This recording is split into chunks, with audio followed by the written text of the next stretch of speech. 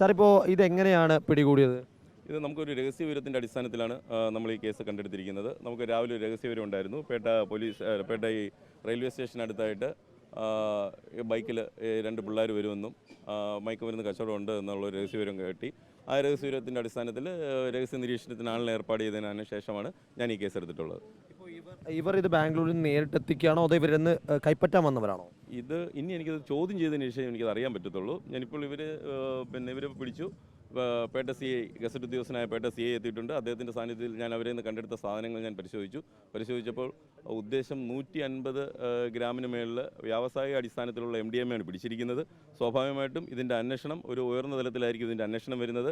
സ്വാഭാവികമായിട്ടും അന്വേഷണം വരുമ്പോൾ ഇത് എവിടെ നിന്നാണ് വാങ്ങിച്ചതെന്നും ഇതാർക്കാണ് കൊണ്ടുവന്നതെന്നും ബാക്കിയുള്ള കാര്യങ്ങളെല്ലാം അന്വേഷണത്തിൽ തീർച്ചയായിട്ടും വെളിയിൽ വരുന്നതാണ്. ഏകദേശം എത്ര രൂപ വില വരും? മഹാരാഷ്ട്ര വിപണിയിൽ ഒരു 8 ലക്ഷത്തിനും 10 ലക്ഷത്തിനും ഇടയിൽ വിലയുള്ള MDMA ആണ് പിടിച്ചിരിക്കുന്നത്.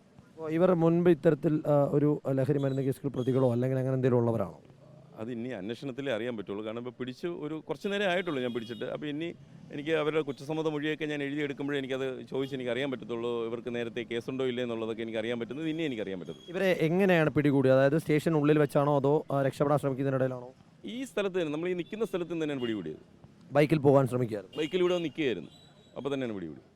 ഇനി ഇതിൻ്റെ തുടർ നടപടികൾ എങ്ങനെയാണ്? ബട്ട് ഇനി ഇത് ഞാൻ പറഞ്ഞില്ലേ, നേരത്തെ ഞാൻ പറഞ്ഞ പോലെ വാണിജ്യ അടിസ്ഥാനത്തിലുള്ള MDMA ആയതുകൊണ്ട് ഉയർന്ന തലത്തിലുള്ളൊരു അന്വേഷണ സംഘമായിരിക്കും ഇതിനുണ്ടാകുന്നത്. അപ്പം എൻ്റെ മേലുള്ള മിക്കവാറും ഒരു അസിസ്റ്റന്റ് കമ്മീഷണറോ ഡെപ്യൂട്ടി കമ്മീഷണറോ ഇതിലുള്ള ഒരു അന്വേഷണ സംഘമായിരിക്കും ഇത് അന്വേഷിക്കുന്നത്.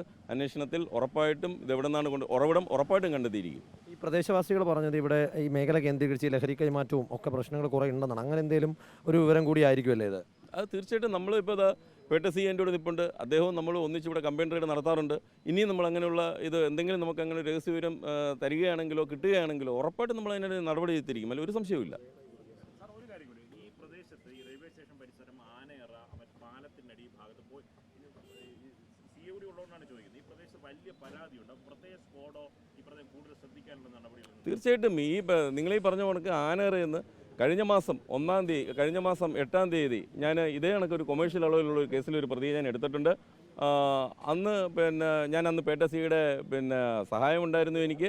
നമ്മൾ ഒരുമിച്ച് തന്നെയാണ് കാര്യങ്ങളൊക്കെ ചെയ്യുന്നത്. ഇവിടെ തീർച്ചയായും കൂടുതൽ പരിശോധന ഉണ്ടാവും. നിങ്ങൾ ഈ പറഞ്ഞ മേഖലകളിലെല്ലാം ഷാഡോയ്ക്ക് പോലീസും എക്സൈസും ഒരുമിച്ച് ഷാഡോ ആളിനെ വിട്ട് നോക്കും. തുടർ നടപടികൾ ഉണ്ടാവും എന്നുള്ളതിൽ 100% ഉറപ്പുള്ളൊരു കാര്യമാണ്.